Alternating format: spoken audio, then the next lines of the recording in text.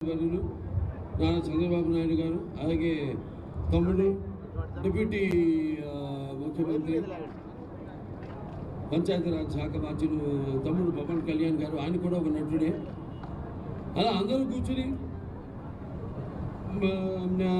నేనైతేనేమి, లేకపోతే మన గంధర్వ గురుగోష్ గారైతేనేమి, ఈ యొక్క చిత్ర పరిశ్రమను ఇక్కడ మనకేమి లోటు ఉంది. మనం కూడా ఇక్కడ బ్రహ్మాండంగా మన చలనచిత్ర ఏ రాష్ట్రం ఉంటే రాష్ట్రంగా ఒక ఎఫ్డీసీ ఉంటుంది, ఓ చలనచిత్ర పరిశ్రమ ఉంటుంది. అంతే తప్పితే అటు ఆ రాష్ట్రం ఈ రాష్ట్రం అన్న తేడా లేదు. నాన్నగారు ఎప్పుడో అన్నారు, ప్రాంతాలు వేరైనా మన అంతరంగాలు ఒకటేనన్నా, ధ్యాసలు వేరుగా ఉన్నా మన భాష తెలుగు భాష అన్నాన్ని. అలా ఈ యొక్క చలనచిత్ర పరిశ్రమను మెడ్రాస్తో కలిసి ఉన్నప్పుడు అయితేనేమి, లేకపోతే తర్వాత ఆంధ్ర రాష్ట్రంగా మనం ఏర్పడిన తర్వాత కూడా చలనచిత్ర పరిశ్రమకి విజయవాడ అన్నది ఒక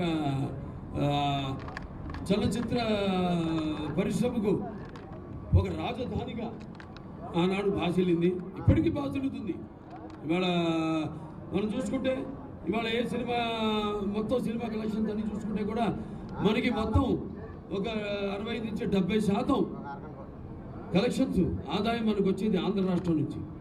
ఇవాళ సినిమా చరిత్ర అవి విడిపోయిన తర్వాత కూడా రాష్ట్రాలు అవి ఇవాళ మన చలనచిత్ర పరిశ్రమకు ఏ చిత్రానికైనా మనకు వచ్చేది ఒక 70% కలెక్షన్స్ మన ఆంధ్ర రాష్ట్రం నుంచి. సరే, అది పక్కన